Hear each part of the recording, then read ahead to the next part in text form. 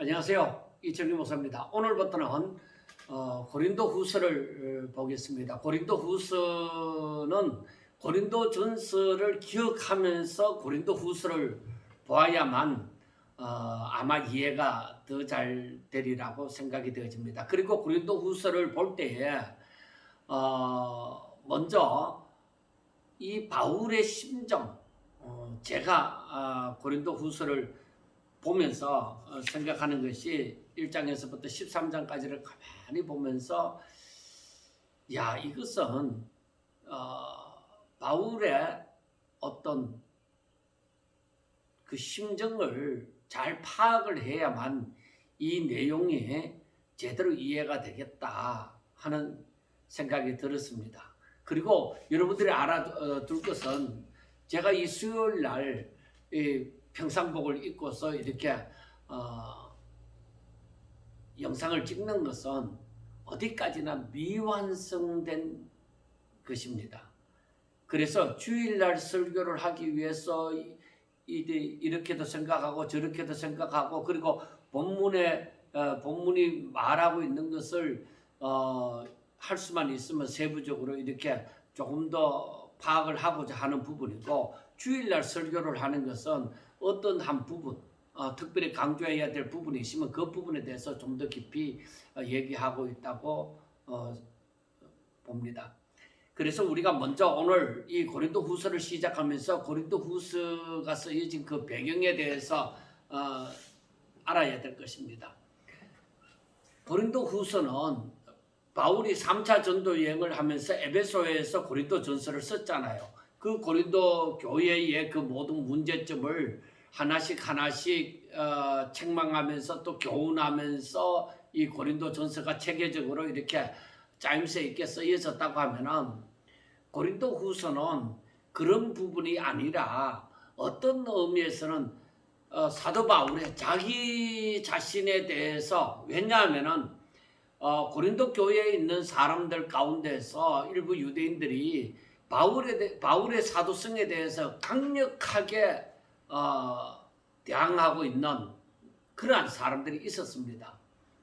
그래서 이 부분에 있어서 바울이 정말 너무나도 애타는 심정으로 지금 고린도 후서에서 자기를 변명하고 그 사도성에 대해서 강하게 어필을 하면서 마지막 부분에 가서는 이렇게 사도권에 대해서 계속적으로 분쟁에 유발을 시켰던 그 선동자들을 향해서 마지막에는 자신의 사도권을 강하게 주장하면서 징계를 할 뜻을 밝히는 부분으로 보여집니다. 그러니까 이 고린도 후서를 보면서 이 바울이 얼마나 참 내가 미워서 미워하는 것이 아니라 정말 답답한 마음을 가지고 저들을 어쩔 수 없이 징계를 할 수밖에 없는 입장에 서 있는 그 바울의 심정을 볼 수가 있습니다.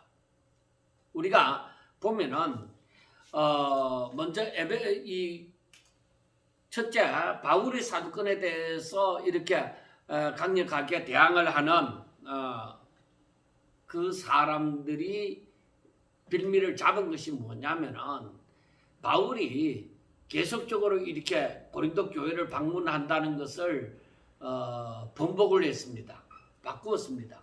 그래서 제일 먼저는 고린도 후서 1장에 보면은 1장 15절부터 보면은 거기에서 뭐라고 말씀이 되어져 있느냐면은, 내가 이 확신을 가지고 너희로 2번 은혜를 얻게 하기 위하여 먼저 너희에게 이르렀다가 너희를 지나 마게도냐로 갔다가 다시 마게도냐에서 너희에게 가서 너희의 도움으로 유대로 가기를 계획하였으니 하고 말씀을 합니다. 그러니까 에베소에서 배를 타고 고린도로 갔다가 고린도에서 마게도냐로 갔다가 마게도냐에서 다시 고린도로 갔다가 이제 유대로 그 연보를 한 것을 가지고 유대로 가기를 원했습니다. 제일 먼저는. 그 다음에 두 번째 계획이 고린도전서 16장에 보면은 거기에서는 에베소에서 마게도냐로 먼저 가서 마게도냐에서 거기서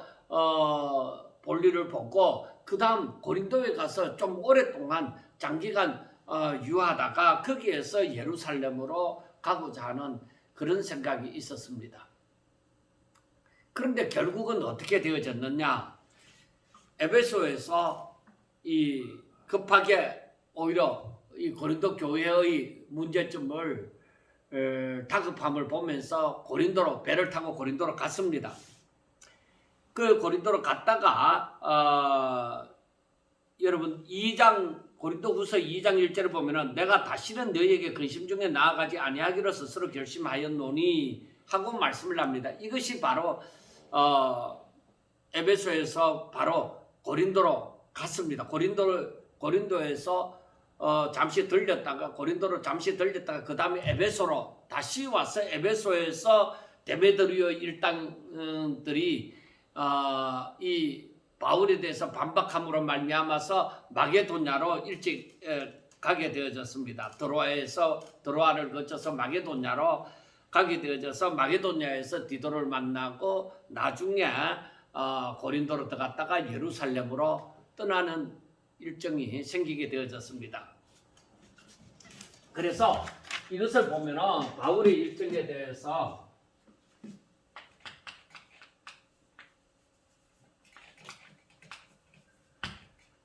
바울의 일정에 대해서 보면은 제일 먼저는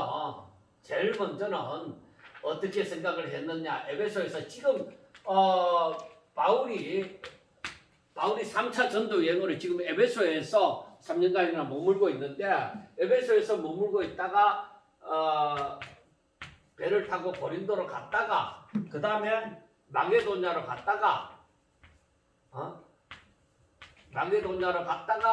그 다음에 다시 고린도로 가서 그리고 유다로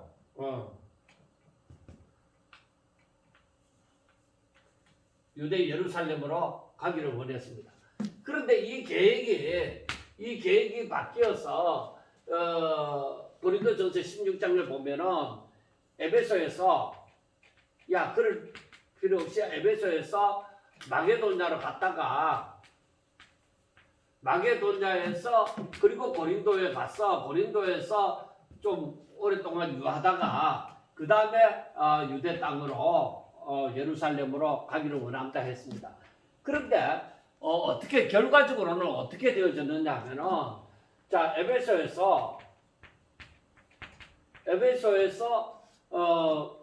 급하게 고린도로 갔다가 그 다음에 여기에서 보면은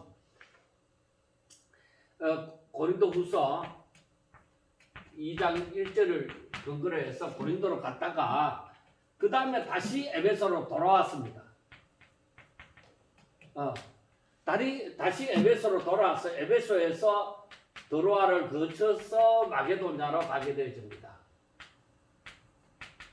마게도냐로 거쳐서 그 다음에 어디로 가느냐? 고린도로 가고 고린도에서 유대 땅 예루살렘으로 가는 일정이 되어졌습니다. 자, 결국에 이렇게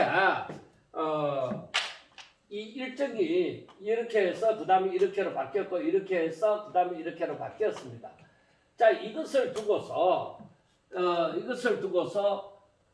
이 바울을 대적하는 사람들이 바울의 사도성에 대해서 의심을 하고 그 바울을 대적하는 사람들이 이 자기가 계속 바울 자신이 자꾸 속인다는 거예요. 속인다기보다는 자기가 말한 것을 지키지 못한다고 얘기를 하는 것입니다. 그래서 우리가 이 성경을 보면서 이 바울이 어떻게 변명을 하고 있는지 그것을 한번 생각해 보도록 해야 되겠습니다. 그런데 우리가 알아야 될 것은 여기에서 에베소에 있다가 지금 에베소에서 고린도 전서를 썼잖아요. 그 에베소에 있다가 고린도 전서를 이제 보내고 난 다음에 그 다음에 고린도로 바울이 갔습니다. 두 번째 이제 고린도로 방문을 해서 고린도에서 이제 얼마간 있다가 바로 에베소로 돌아왔습니다. 그런데 이때 갔다 온 것이 지금 2장 1절에서도 말씀하는 것처럼 내가 다시는 너희에게 근심 중에 나아가지 아니하기로 스스로 결심하였노니 하고 말씀을 합니다. 그러니까 이때 갔던 일이 성공적이지 못하고 오히려 근심만 안기게 되어지는 일이 되어졌습니다. 그래서 에베소로 다시 돌아와서 에베소에서 이 고린도로 이때에 보면은 눈물의 편지가 있습니다. 그런데 이 눈물의 편지는 여기서 보면은 이 우리가 지금 고린도전서와 고린도후서만 보고 있는데 여기에서 눈물로 편지를 썼다 하는 부분이 2장에서 나오게 되어집니다. 여기에서 보면은 2장 4절에 내가 마음에 큰 눌림과 걱정이 있어 많은 눈물로 너희에게 썼노니 이는 너희로 근심하게 하려 한 것이 아니라 오직 내가 너희를 향하여 넘치는 사랑이 있음을 너희로 알게 하려 함이라. 그래서 이때에 눈물의 편지를 디도를 통해서 보낸 거죠. 갔다 와서 디도를 통해서 편지를 보냈습니다. 그리고 디도를 기다리는데 이때에 에베소에서 디도를 기다리고 있는데 데메드리오 사건이라고 데메드리오 하는 은장색 그 아데미스 신을 만드는 우상을 만드는 그 그룹들의 상인들이 데메드리오를 중심으로 해서 바울을 이제 박해를 한 것이에요. 그래서 에베소에 있지 못하고 디도를 또 만나지도 못하고 드로아에서 기다렸으나 드로아에서도 오지 아니하고 결국 마게도냐로 갔습니다. 선교 여행지인 마게도냐로 가서 이때에 디도를 만나게 되어지죠.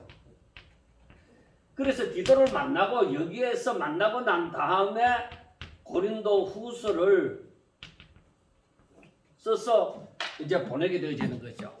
자, 그러니까 그 중간에 그 눈물로 쓴 편지가 있습니다. 눈물로 쓴 편지가 있는데 이 눈물로 쓴 편지는 지금 이 성경에 들어오지 못했습니다. 들어오지 못했으나 이 내용을 2장 4절의 내용을 보면은 내가 마음에 큰 눌림과 걱정이 있어 많은 눈물로 너희에게 썼노니. 그러니까 바울이 굉장히 마음이 아픈 상태에서 압박감을 지니면서 이 편지를 썼단 말이에요.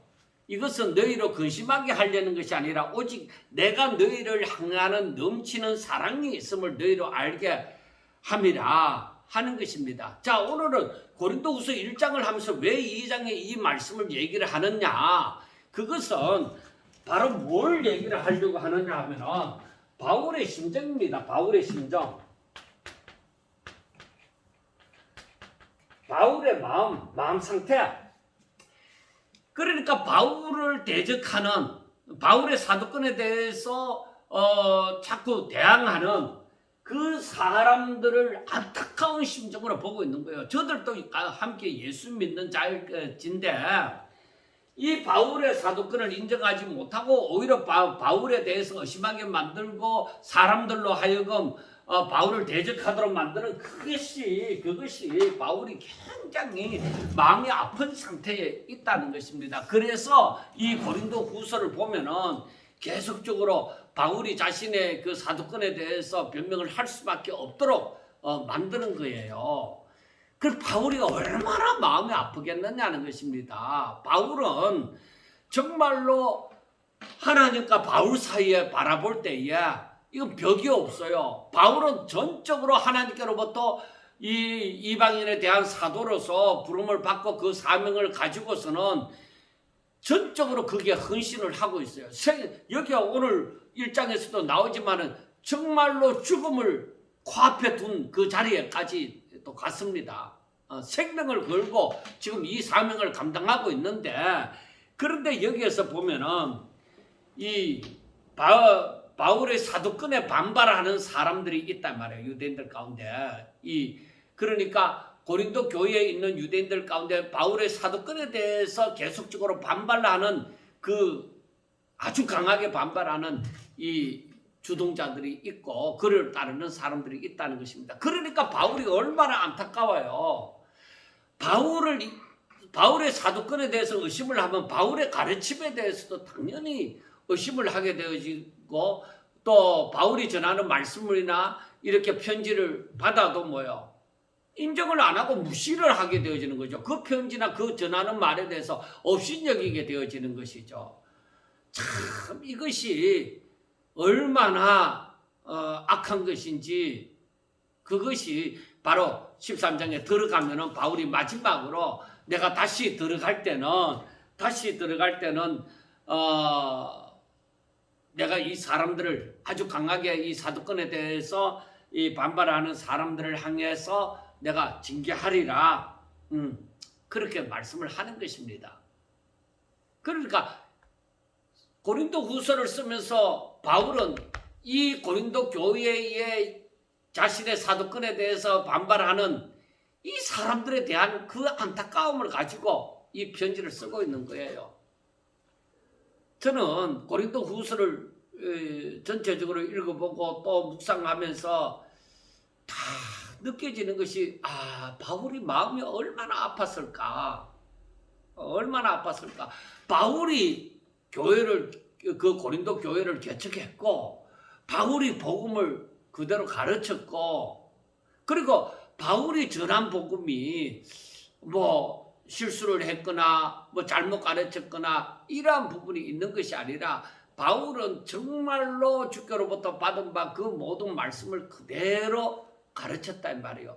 그런데 바울의 사도권에 대해서 자꾸 의심을 하고 반발케 하도록 이 주장하는 사람들, 이 열성적으로 반대하는 그 사람들로 말미암아 다른 사람들에게까지 그 여파가 미치도록 만들고 이 분쟁을 그 고린도 교회가 분쟁이 일어나도록 만드는 이 사람들 정말로 이 사람들을 생각할 때에 그리고 이 환경을 생각할 때 바울은 마음이 너무너무 아픈 거예요. 여러분 제가 이 말씀을 묵상하면서 생각하는 것이 바울은 멘탈이 참 강하다. 이렇게 핍박도 받고 자신의 사도권에 대해서 의심을 하고 강하게 반발을 하고 하는 사람들이 있지만은 중심을 잡아서 흔들리지 아니하고 끝까지 정말 인내하면서 이 복음이 제대로 전파되도록 최선의 길을 지금 참고 또 참으면서 이 최선의 길을 가고 있는 것입니다. 자, 그래서 우리가 먼저 고린도후서 1장을 보면은 하나님의 뜻으로 말미암아 그리스도 예수의 사도된 바울과 형제 디모데는 하고 말씀을 합니다. 그러니까 이 바울 사도는 자신은 뭐요? 하나님의 뜻으로 말미암아서 예수 그리스도의 사도가 되어졌다. 거기에 대한 분명한 확신이 있는 거예요. 그래서 바울은 처음부터 여기에서 얘기하지만은 바울이 유대인들의 반박을 가는 곳마다 받아요. 가는 곳마다 유대인들의 반박을 받고 그렇게 했는데 그래서 바울은 자신의 사도권에 대해서 굉장히 주장을 합니다. 강하게 어필하는데 바울은 하나님의 뜻으로 예수 그리스도의 사도가 되어졌다. 하나님의 뜻으로 예수 그리스도의 사도가 되어졌다는 것을 분명하게 얘기를 합니다. 내가 하고 싶어서가 아니라 어떤 내가 스스로 자칭 사도가 된 자가 아니라 하나님의 뜻으로 말미암아 이방인의 사도로 부름받은 바울이라는 것을 확실하게 얘기합니다. 그리고 여기에서 오늘 1장 말씀에 보면은 1장 3절부터 보면은 찬송하리로다. 그는 우리 주 예수 그리스도의 하나님이시요 자비의 아버지시요 모든 위로의 하나님이시며 하고 말씀을 합니다. 자, 하나님에 대해서 1장 3절을 보면은 찬송하리로다.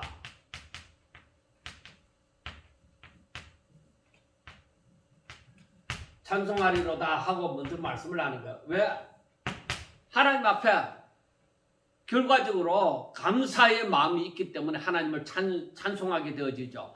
그는 왜 그렇게 하느냐? 하나님은 예수 그리스도의 하나님, 그리고 자비의 아버지, 그리고 모든 위로의 하나님. 그러니까 바울이 이 하나님에 대해서 자신이 이때에 고백하고 싶은 그것을 말씀하는데, 그 표현을 말씀하는데, 예수 그리스도의 아버지. 그러니까 독생자, 예수님의 그 독생자의 예수님의 하나님의 독생자라는 거예요. 예수 그리스도의 하나님. 그리고 자비로우신 그 아버지. 그리고 모든 위로의 하나님. 자비롭고 또 위로하시는 그런 하나님. 그러니까 바울이 지금 얘기하고 싶은 것을 지금 여기에서 이미 일단 표현이 된 것입니다. 그래서 4절에 보세요. 4절에 보면은 우리의 모든 환난 중에서 우리를 위로하사. 자, 그러니까 하나님께서는 모든 환난 가운데서 위로하시는 하나님. 모든 환난 가운데서 우리를 위로하사 위로하시는 하나님이에요. 그러니까 모든 환난 가운데서 위로를 받게 하심으로 말미암아, 그래서 우리가 이 위로를 받음으로 말미암아 그 환난 가운데 있는 사람들을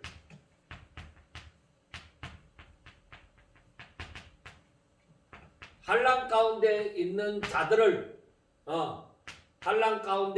자들을 위로하게 하신다.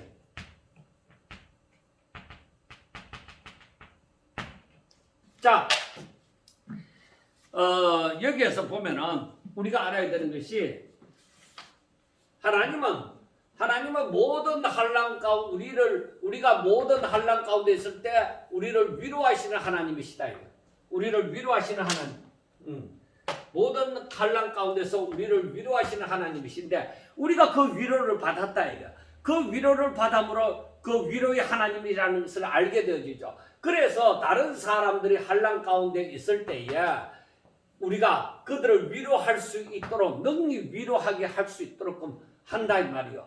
그러니까 내가 환난 가운데서 하나님께 받은 위로가 있기 때문에, 내 체험이 있기 때문에, 바로 지금 나 말고 다른 사람들이 환난 가운데 있을 때에 저들을 위로할 수 있도록 내가 받은 하나님의 위로를 받은 바 있으니까, 그 체험이 있으니까 다른 사람들을 위로할 수 있도록 하신다는 것입니다. 그리고 5절부터 보세요. 그리스도의 고난이 우리에게 넘친 것 같이 우리가 받는 위로도 그리스도로 말미암아 넘치는도다. 즉 우리가 환난을 당하는 것도 너희가 위로와 구원을 받게 하려 하며, 우리가 위로를 받는 것도 너희가 위로를 받게 하려는 것이니, 이 위로가 너희 속에 역사하여 우리가 받는 것 같은 고난을 너희도 견디게 하느니라. 너희를 위한 우리의 소망이 견고함은 너희가 고난에 참여하는 자가 된 것 같이 위로에도 그러한 줄을 알미라 하고 말씀을 합니다.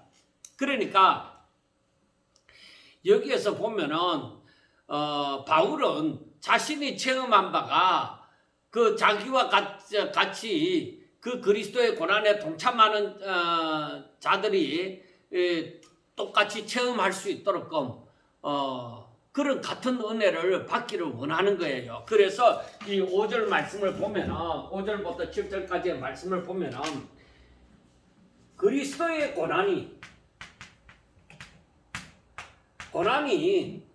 바울이나 그 동역자들에게 넘친다. 그리스도의 고난이 바로 바울과 그와 같은 함께하는 자들에게 넘치는 게, 그래서 우리가 받는 위로도, 그래서 이 고난이 넘치는데 우리가 받는 위로도 또한 뭐요? 이 넘친다는 거예요. 바울과 함께하는 자들에게 넘친다는 거예요.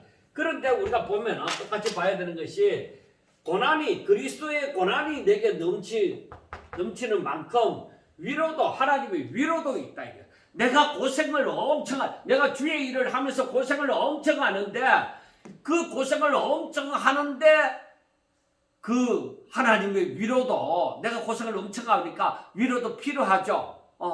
그래서 그 위로가 우리 가운데 또 넘치는 거예요. 자, 그 다음에 우리가 환난 당하는 것도, 그런데 지금 여기서 봐야 되는 것은, 우리가 환난을 당하는 것도 너희의 위로와 구원을 위함이고, 그리고 우리가 위로를 받는 것도 너희의 위로를 위함이니, 위로를 받게 하려는 것이니. 자, 이 위로가 너희 속에 역사하여, 그래서 이 위로가 너희들 가운데 역사해서 어떻게 이 고난, 우리가 받는 이 고난을 견디게, 이 고난을 너희도 견디게 하려 합니다. 그러니까 결국은 뭐예요? 결국은 바로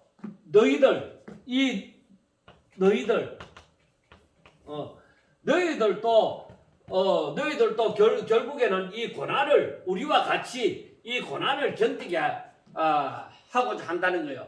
그러니까 성도는 그리스도의 고난을 체험이 있어야 돼요. 내 몸에 그리스도의 고난의 흔적이 있어야 되는 거예요. 성도는 내가 예수로 말미암아 내가 고난 당함이 있어야 되는 거예요. 예수 이름으로 말미암아 내가 핍박을 받는 것이 있어야 되는 거예요. 그러니까 일부러 내가 고난을 찾는 것이 아니라, 내가 주의 일을 함으로 말미암아서 세상과 이 거리가 멀어지고, 친한 사람들에게서 멀어지고, 혹은 또 가까운 사람들이 나를 원망하고 핍박하고, 내가 오히려 내게 유익하던 것이 내가 예수님을 믿음으로 말미암아 그것을 손해보는 그러한 일이 일어난다 이 말이에요. 그래서 우리가 알아야 되는 것이, 지금 바울과 함께하는 사람들이 그리스도의 고난을 채우는 거예요. 그 고난이 넘치는 것은 고난이 저들에게 넘친다 이거예요. 그런데 위로도 함께 넘치는 거예요. 그래, 하나님의 은혜가, 내가 고난을 받으면 받을수록 하나님의 위로는 내게 넘치는 거예요. 그래, 너희들도 그렇게 되어지기를 원한다 이거예요. 그래서 여기에서 보면은 모든 환난을 위로하시는 하나님, 이 고난 가운데 위로하시는 하나님. 그런데 이렇게 하시는 하나님, 우리에게 위로를 주시는 이유가, 환난 가운데 있는 자들을 또한 저들을 환난 가운데 있는 자들에게 위로가 되게 하자 하십니다. 이게 우리가 환난 가운데서도 모든 환난 가운데서 위로를 받은 자 되어진 것을 다른 환난 가운데 있는 사람들이, 우리 말고 다른 사람들이 환난 가운데 있으면서 위로를 받게 하려 합니다. 사도 바울도, 그리고 그와 함께하는 저 사람들도 정말로 예수 그리스도를 믿음으로 정말 그리스도의 고난이 저들 가운데 채워질 때에 정말 하나님의 위로가 저들에게 넘치지 않았느냐. 그러니까 그게 위로가 되어지는 거예요. 그래서 저들이 그 고난을 받을 때에, 자기들도 고난을 받을 때에 바로 그것을 견디도록 그것이 위로가 되어졌어요. 이 바울과 함께하는 사람들이 받는 고난이 바로 고난이 바로 위로가 넘쳤던 것처럼 저들에게도 그러니까 바울이 하는 말이, 우리가 받는 위로가 너희들의 그 위로가 되어지고 구원이 되어진다는 거예요. 그래서 너희도 그 고난을 몸에 채운다. 고난을 이 하나님께 이 위로로 말미암아 이 사실을 보면서 우리가 이렇게 고난 받으면서 또 위로를 받으면서 살아가는 것을 보면서 너희들도 그와 같이 그 고난을 그리스도의 고난을 몸에 채우면서 견디어 낼 수 있도록 이 길이 길이야. 이게 바로 사는 것이야. 우리들에게 고난이 있지만은 하나님의 위로가 있어 하나님은 승리케 하여 주셔. 이런 믿음을 가지게 하여 주신다는 것입니다. 자, 그래서 7절에 보면은 너희를 위한 우리의 소망이 견고함은 너희를 위한 우리의 소망이 견고함은 그래서 너희들이 이와 같이 우리를 따라서 이렇게 살아가는 거예요. 바로 주를 따르는 주를 따르는 자들을 향하여서 바로 바울과 같이 함께 우리가 바울이 예수님을 따르던 것처럼 또 바울을 따르는 사람들, 바울의 그 후배들, 그 다음 세대 사람들이 또 바울이 걸어갔던 그 길을 또 같이 걸어가는 거예요. 이렇게 너희를 위한 우리의 소망이 견고함은 너희가 고난에 참여한 자가 된 것 같이럼 너희들이 그 고난을 견뎌 나갈 때의 위로도 넘치게 우리가 받은 그 모든 환난 가운데 하나님께서 위로를 하여 주시는 것처럼 너희들 가운데도 위로하여 주실 것을 확신한다 이 말이에요. 그래서 소망이 있다. 그래서 너희들도 주의 고난을 몸에 체험으로 말미암아 하나님의 뜻이 이루어지리라 하는 그 바울의 확신, 그걸 갖고 있는 거예요. 그래서 여기에서 말하는 것은 지금 바울이 당하는 환난을 이들에게 얘기를 해주고 있는 거예요. 환난 당한다고 해서 모든 것이 게임 끝이 아니야. 환난을 당할 그리스도의 이름으로 말미암아 환난 당하는 만큼 하나님께서 위로도 해주신다는 것입니다. 그 다음에 8절에 보면은 이제 요 부분에 대해서 좀 더 구체적으로 얘기를 하고 있습니다. 자, 이것을 지우고 자 8절부터 우리가 또 보고자 합니다.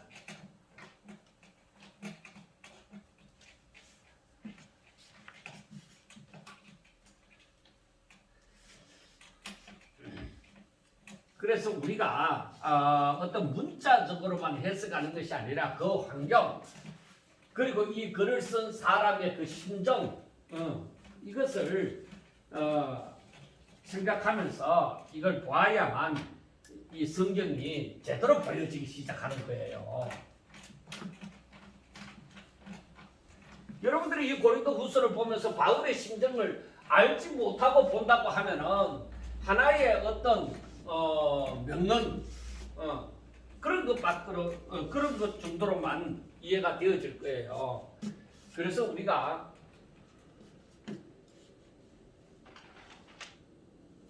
이걸 잘 생각해 보셔야 돼요. 자, 8절에서부터 보면은 뭐라고 하느냐? 이제 좀 더 예를 들어서 구체적으로 들어가는 거예요. 형제들아, 우리가 아시아에서 당한 환난. 바울이 어디서? 아시아에서 당한 환난에 대해서 너희가 모르기를 원하지 아니하노니 힘에 겹도록 심한 고난을 당하였다. 이 아시아에서 당한 환난이 힘에 겹도록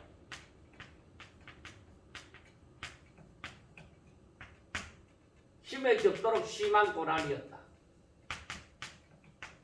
그리고 살 소망까지 끊어졌다.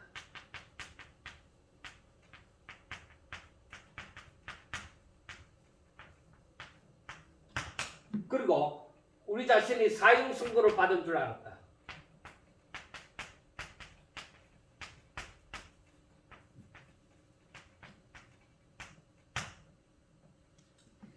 자, 우리가 이 아시아에서 당한 환난이 아시아에서 그 여러 곳에서 여러 환난을 당하였죠. 죽을 고비를 많이 넘겼는데, 그래 바울이 아시아에서 당한 환난이 힘에 겹도록 심한 고난, 인간으로서는 감당하기 힘든 박바지까지 간 거예요. 힘에 겹도록 심한 고난. 인간으로서 도저히 이제 죽었구나. 살 소망까지 끊어졌다. 이제 더 이상 이 땅에서 어떤 생명을 유지하고 살아간다는 것은 생각도 못하는 정도. 그래서 사형 선고를 받은 줄 알았다는 거예요. 그래서 이게 끝이구나. 내가 이제 죽었다. 이렇게 생각한 거죠. 내 인생이 여기까지구나. 그 정도로 이 환란이 심하였다는 거예요. 힘의 격도로 심한 고난. 죽었다. 이제 이대로 가는구나 하고 이렇게 느낄 정도로, 그 정도 사형 선고를 받았다고 할 정도 그러한 환란이었다 이 말이요. 그런데 알았으니 이는 하고 얘기합니다. 자, 이는 뭐요? 우리로 자기를 의지하지 아니하고 오직 죽은 자를 살리시는 하나님만 의지하게 합니다. 자, 우리가 자신을 의지하지 아니하고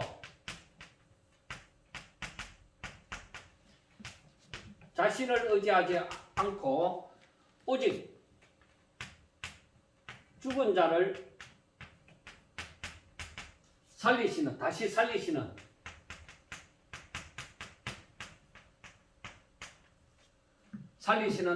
하나님만 의지하게 하십니다. 의지하도록 하려 한다 말이에요. 자, 여기에서 보면은 하나님께서 왜 아시아에서 이런 환란을 당하도록 하셨는가? 하나님께서 왜 이런 환란, 주의 일을 하는 사람들에게 어찌하여 이런 환란이 있게 하셨는가 이 말이에요. 주의 일을 하는 사람에게 어떻게 막바지까지 정말로 어느 정도만 고생하도록 환란을 당하도록 하면 될 건데 완전히 숨이 끊어진 상태이다.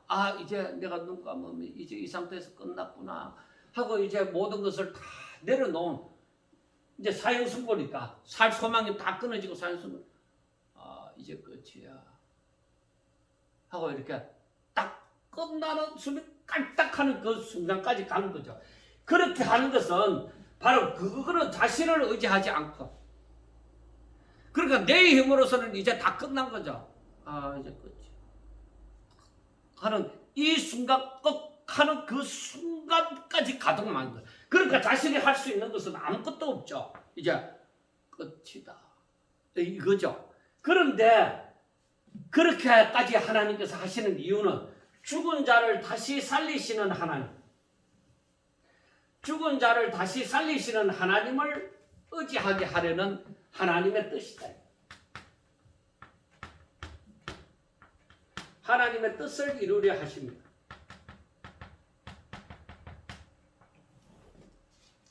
바울이 이걸 깨달은 거예요. 바울이 이걸 깨달은 거예요.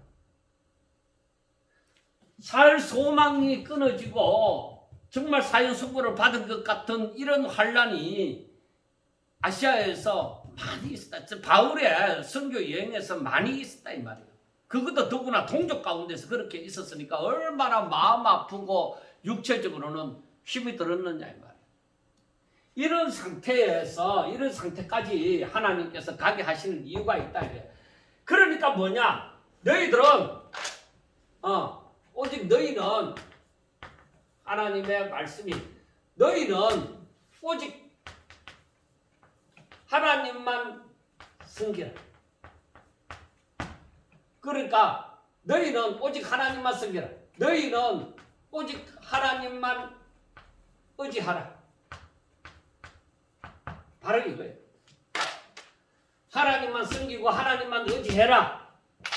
하나님만을 경외해라. 바로 그겁니다. 죽은 자 가운데서 다시 살리시는 하나님.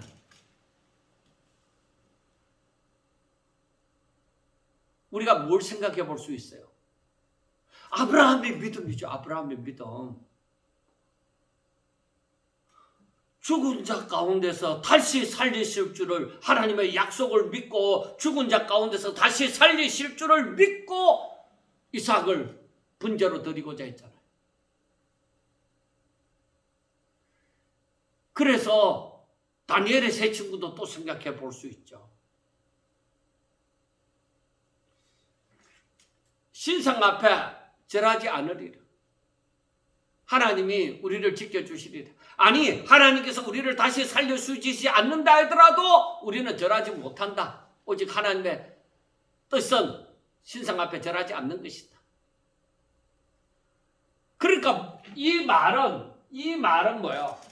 이 말은 하나님만 전적으로 믿고 하나님의 약속의 말씀을 부여잡고 그것을 전적으로 믿고 그냥 내 모든 것을 다 던지는 삶이죠. 그래서 하나님의 뜻이 그거예요. 내가 고난을 받으면 받을수록 이러한 힘의 격도로 심한 고난, 살 소망까지 끊어지는 고난, 사형선고를 받은 줄로 아는 그런 고난, 이런 고난을 받으면 받을수록 뭐예요? 더욱더 하나님만 의지하게 되어지는 거죠. 더 강한 자가 되어지는 거죠. 더 하나님만 철저하게 의지하게 되어지죠. 그래서 10절에 보면 그가 이같이 큰 사명에서 우리를 건지셨고 또 건지실 것이며 이후에도 건지시기를 그에게 바라노라. 그래서 바울이 말하는 바가 뭐예요? 하나님께서 우리를 큰 사망에서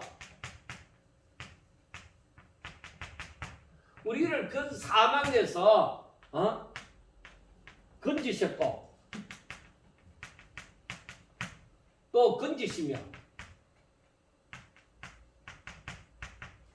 또 건지실 것이라. 그러니까 과거에 우리를 건지셨고 그리고 현재에 우리를 건지시며 또 미래에 우리를 건지실 것이다 하는 믿음이 생기게 되어지는 거예요. 그래서 너희들도 결론은 뭐야? 너희들도 우리를 위해서 바울과 그 일행을 위하여서 간구해라.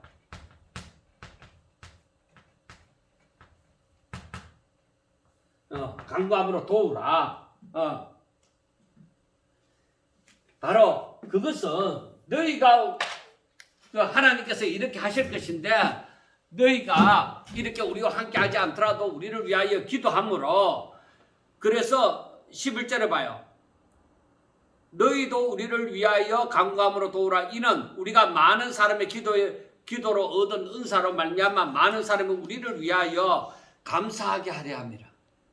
그러니까 이런 놀라운 하나님께서 건지셨고 또 건지시고 건지실 것을 바울과 그의 일행을 위해서 늘 기도하는 가운데 그 놀라운 그 하나님의 역사를 바라봄으로 더욱더 하나님 앞에 살아계셔서 역사하시는 하나님 앞에 더욱더 감사하게 하려는 것이다 이 말이에요. 그래 하나님께서는 이렇게 우리와 지금 많은 환난을 당한다 할지라도 그 가운데서 우리를 건지셨다는 것을 이렇게 간증을 하고 있습니다. 그리고 12절부터 보세요. 12절부터 보면은 또 여기서 또 다르게 얘기를 하는 것입니다. 우리가 세상에서 특별히 너희에 대하여 바울이 이렇게 그 복음을 전하여 복음을 받아들인 사람들을 위하여서 바울은 거룩함과 진실함.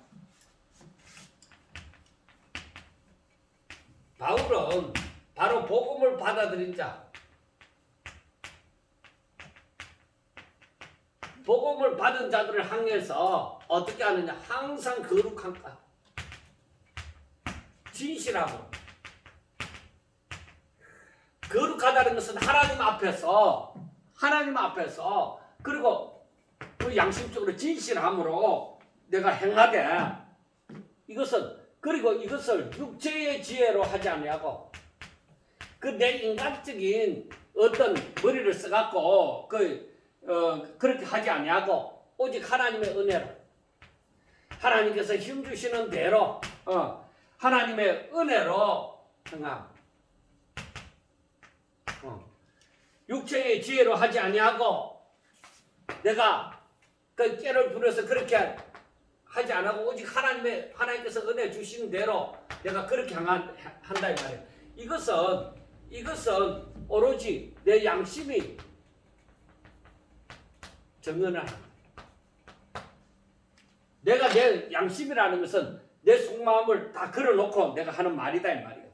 그리고 오직 너희가 읽고 아는 것 외에 우리가 다른 것을 쓰지 아니하노니 너희가 완전히 알기를 내가 바라는 것은 너희가 우리를 부분적으로 알았으나 우리 주 예수의 날에 너희가 우리의 자랑이 되고 우리가 너희의 자랑이 되는 것이라. 그러니까 여기에서 너희가 읽고 아는 것, 그러니까 편지를 썼죠. 읽고 아는 것. 이 외에 다른 것은 없다. 그러니까 이 말은 뭐예요? 오직 진실함으로 내가 너희들에게 정말 내가 진실함으로 내가 너희들에게 다 얘기한다 이 말이에요. 그리고 내가 너희들을 대한다는 거예요. 그래서 너희들이 우리를 제대로 알기를 원하노라 이거예요. 그래서 너희들이 정말로 너희들에게 보낸 편지 혹은 말이나 말을 통해서 너희들이 우리를 알고 있는데 정말로 마지막 주 예수의 날에 마지막에 정말로 너희가 우리의 자랑이 되고 우리가 너희의 자랑이 되는 그렇게 되어지기를 원한다. 그러니까 우리가 어떤 인간적인 욕심, 나를 위한 인간적인 욕심 그걸 다 떠나서 오직 하나님의 은혜 가운데 진실함만 가지고 너희들을 온전히 전면적으로 다 열어서 너희를 대한다 이 말이에요. 그래서 마지막 날에는 정말 바울이 얼마나 자기들을 사랑했는지 그리고 그들이 바울이 하는 말을 따라서 해줌으로 서로가 서로에게 자랑이 되어지는 정말 이렇게 마지막에 안고 참 끝까지 잘 따라와주고 믿어주고 정말 좋은 말씀을 가르쳐주고 그래서 서로 그렇게 해서 부둥켜 안고 정말 최고야 이렇게 말할 수 있을 정도가 되었으면 좋겠다. 이게 바울의 마음이에요. 그래서 15절 조금 전에도 말씀을 드렸지만 15절부터 보면은 내가 이 확신을 가지고 너희로 두 번 은혜를 얻게 하기 위하여 먼저 너희에게 이르렀다가 너희를 지나 마게도냐에 갔다가 다시 마게도냐에서 너희에게 가서 너희의 도움으로 유대로 가기를 계획하였으니 그러니까 처음에 그렇게 했단 말이에요. 이렇게 계획할 때 어찌 경솔하였으리요. 그러니까 이게 내가 막 금방 기분대로 이렇게 하겠다 그런 것이 아니라 혹 계획하기를 육체를 따라 계획하여 예하면서 아니라 하는 일이 내게 있겠느냐. 하나님은 미쁘시니라. 우리가 너희에게 한 말은 예하고 아니라 함이 없느니라. 그러니까 우리는 하나님의 뜻에 순종하고 그리고 우리가 알아야 되는 것이 한번 설명을 또 드리도록 하겠습니다. 자, 이들이 알아야 되는 것이 무엇이냐. 우리가 흔히 제가 또 자주 사용하는 것이 하나님의 계획과 승리잖아요. 하나님의 계획은 불변하십니다.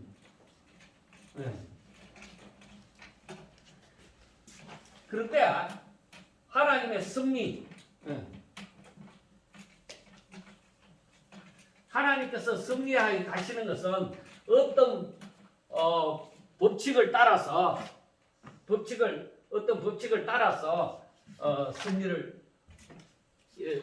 승리를 해 가시는 것입니다. 그러니까 때를 따라서 바뀌어졌다 하더라도 그 승리가 바뀌어졌다 하더라도 절대로 하나님의 법칙에서는 벗어난 것이 아닙니다. 바뀌어진다 하더라도 그 법칙 가운데서 바뀌어집니다. 자, 우리가 하나님의 계획. 하나님의 계획은 불변하십니다. 하나님의 승리. 하나님의 승리는 이들을 북쪽 이스라엘의 아합과 같은 경우에 하나님께서 저를 망하게 하고자 할 때에 아합이 그릇거리도 조심해서 그렇게 걷잖아요. 그래서 하나님께서 저의 경계함을 보시고 또 그를 또 용서하여 주시고, 그래 이런 것은 바로 저가 겸비함으로 말미암아, 하나님 앞에 겸비함으로 말미암아서 하나님께서 이렇게 나를 연장시켜 주시든지 이렇게 바꿔 주는 거예요. 그래서 그게 그런 승리가 있는 거예요. 그럴 때 여기서 보면은 제가 생각하더라도 제가 만약에 바울의 그 사도성에 대해서 의심하고 대항하는 입장에 있었다고 하면은 얼마든지 바울이 이렇게 하겠다, 15절과 16절처럼 이렇게 너희에게 갔다가 마게도냐로 갔다가 다시 너희에게 가서 유대로 가겠다 이렇게 해놓고 또 계획이 또 16장에 가서는 또 바뀌어서 마게도냐로 갔다가 너희에게로 가서 오랫동안 있다가 그래서 이제 유대로 가겠다 이렇게 계획한 거, 이 모든 것이 뭐예요? 다 빌미가 되어지죠. 걸면 다 걸리는 것이죠. 왜? 그대로 안 했으니까.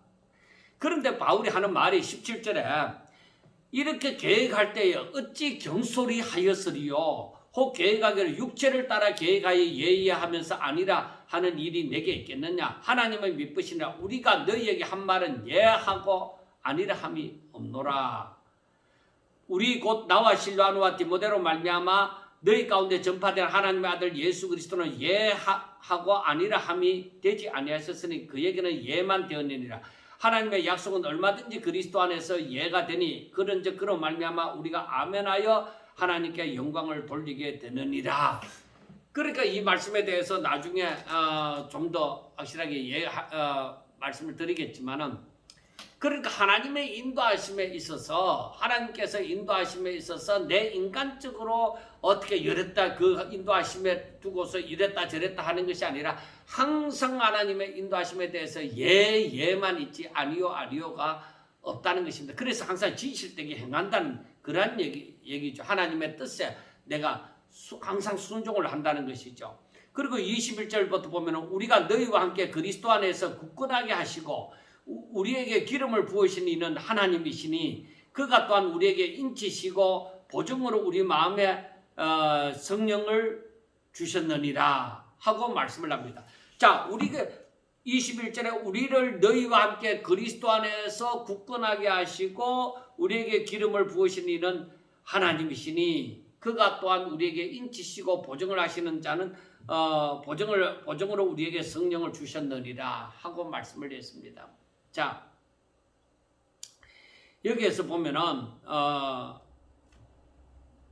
하나님께서 이렇게 다 인도하시고 성령으로 다 인도하셨다는 것입니다. 그래서 23절과 24절을 보면은 내가 내 목숨을 걸고 하나님을 불러 증언하시게 하노니 내가 다시 고린도에 가지 아니한 것은, 그러니까 에베소에 있을 때에 고린도에 잠시 갔다 왔다 했잖아요. 그래서 눈물의 편지를 또 다시 썼잖아요. 그래서 내가 다시 고린도에 가지 아니한 것은 너희를 아끼려 합니다. 그래 너희들이 무슨 말을 할지라도 뭐 사도성에 대해서 저렇게 어떻게 한다고 말을 해놓고 또 번복을 하고 이렇게 했다고 해서 사도성에 대해서 의심을 하고 굉장히 반박을 하지만은 내가 당장 급하게 또 가지 아니한 것은 너희를 아끼려 함이라. 우리가 너희의 믿음을 주관하려는 것이 아니요 오직 너희 기쁨을 돕는 자가 되리 함이니 이는 너희가 믿음에 섰습니다 하고 말씀을 했습니다. 자, 그러니까 여기에서 보면은 이제 나중에 뒤에 보면은 나오지만은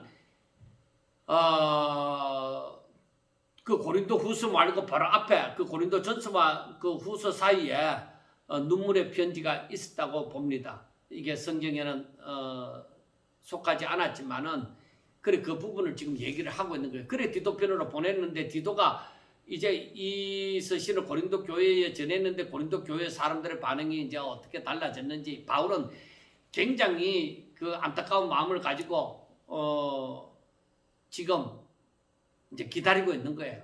기다리고 있을 때에 그 에베소에서 데메드리오 사건이 일어났죠. 그래서 거기에 있지 못하고 드로아로 갔다가 이제 마게도냐로 가는데 이 디도가 나중에 마게도냐까지 이제 오게 되어지는 것입니다. 고린도에서 돌아와서 마게도냐까지 바울에게 와서 보고하는 것이 두 가지 양상으로 바뀌어졌다는 거예요. 그 두 가지 반응을 보이게 되어졌는데 어떤 사람들은 첫째 우리가 먼저 고린도 전서를 받은 사람들이 정말로 저들이 자신의 종교적이고 도덕적인 범죄를 회개하기는커녕 오히려 일부 유대인들의 선동으로 말미암아 바울의 권위를 의심하는 오히려 더 심한 지경에 이르렀기 때문에 바울이 잠시 갔다 그것을 알고 이제 다시 돌아온 거예요. 돌아와서 디도편으로 인해서 눈물로 정말로 자신의 사도성에 대해서도 의심을 하고 그걸 가지고 빌미를 삼아서 편지에 대해서도 이 힘을 무력화시키는 그러한 존재들 때문에 눈물로 편지를 쓴 거죠. 그 지금 고린도후서 시작하는 거 봐도 그렇잖아요. 그래서 이 디도에게 얼마나 정말 강력하게 편지를 쓰는 디도를 통해서 보낸 편지가 얼마나 강력하게 쓰여졌는지 알 겁니다. 고린도후서를 보면은. 그래서 이 디도가 과연 어떤 이제 고린도 교회에 이 편지를 읽고서 어떤 반응을 보였을지 그 바울은 굉장히 궁금한 거예요. 왜냐 곧 있으면 이제 고린도로 또 갈 거니까 마게도냐를 거쳐서 고린도로 갈 거니까. 그래서 이 디도가 갖고 온 소식이 일부 사람들은 대부분의 사람들이 바울의 이 두 번째 그 중간 편지를 받고서 회개하고 돌아선 반면에 바울의 사도성과 그 권위에 대해서 반발을 하고 하던 그 분쟁의 주도자였던 몇 사람은 바울의 사도 직분에 대해서 더욱더 의문을 가지고 강하게 반발을 한다는 것입니다. 그래서 이 마지막 고린도후서의 마지막 부분에 가면은 자신의 사도권에 대해서 굉장히 강하게 어필을 하면서 그 반발을 하던 사람들 끝까지 반발하는 그 사람들에 대해서는 결국에는 징계를 하겠다는 거예요. 그래 그 징계가 얼마나 마음에 아픔이 있겠어요. 왜냐? 어떻게 저들이 예수 믿는다면서 바로 자신에 대해서 이렇게 의심을 안 했는지 모르겠다 이거예요. 제가 이 바울이 고린도후서 전체적인 것을 이렇게 먼저 보면서 얘기를 하는 것은 바울이 정말 우리는 바울을 생각할 때 능력이 나타나고 대단한 존재로 알고 막 그렇게 참 때로는 부럽고 이렇게 한데 아니에요. 바울은 자기의 동족 유대인들로부터 굉장히 한정도 받았는 반면에 또 굉장히 반발을 받아서 그 반발이 어느 정도였느냐 조금 전에 얘기를 했지만은 살 소망까지 끊어졌다. 인간으로서 도저히 감당하기 힘든 그런 심한 고난을 받아서 사형 선고 받은 줄 알았다. 그만큼 고난을 받은 거예요. 그래서 제가 제 자신을 돌아보면서도 나는 거기까지는 아니잖아. 그리고 너무나도 편하게 목회하고 있는 것이 아닌가. 그러나 마음의 고통은 있습니다. 그래서 별의별 생각을 다 해봅니다. 진작 큰 교회로 갈 걸, 진작 유학을 그때 기회가 있을 때 유학을 갔다 올 걸, 별의별 생각을 다 합니다. 그러나 세월은 훌쩍 떠나버렸죠.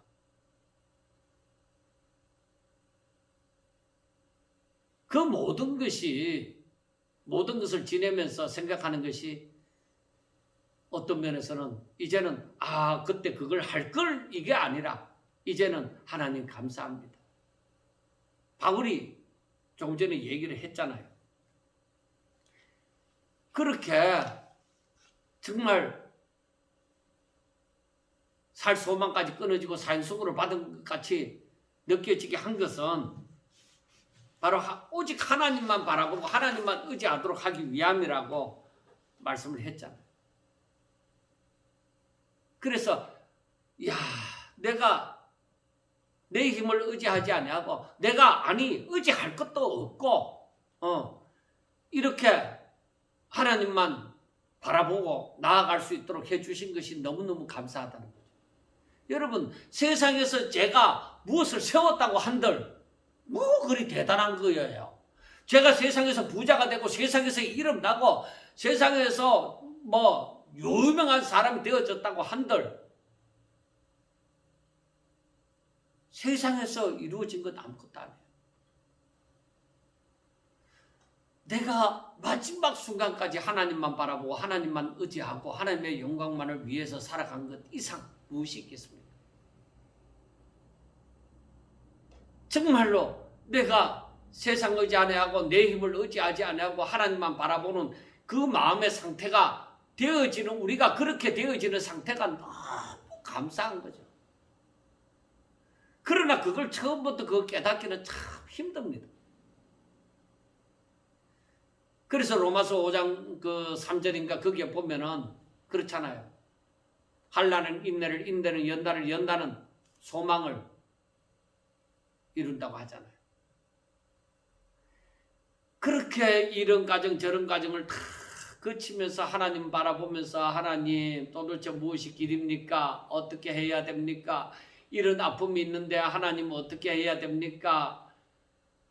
모든 것을 맡기고 정말 하나님만 바라보고 오직 믿음으로만 갈 길을 걸어갈 때에 하나님께서는 결국에는 기쁨을 주시고 즐거움을 주시고 승리케 하여 주시는 것을 믿습니다.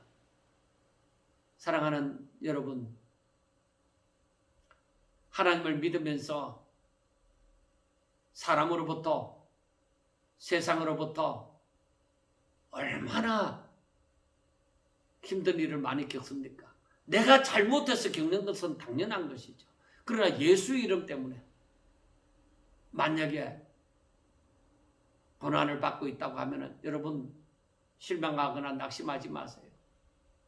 사도 바울처럼 살 소망까지 끊어지고 사형수고를 받은 것 같아 할지라도 오직 하나님의 뜻을 깨달으세요. 하나님만 바라보라고 여기까지 오게 하신 모양이다 하는 것을 알고 더욱더 주만 바라보고 살아가는 저와 여러분들이 꼭 되시기를 주의 이름으로 축원합니다.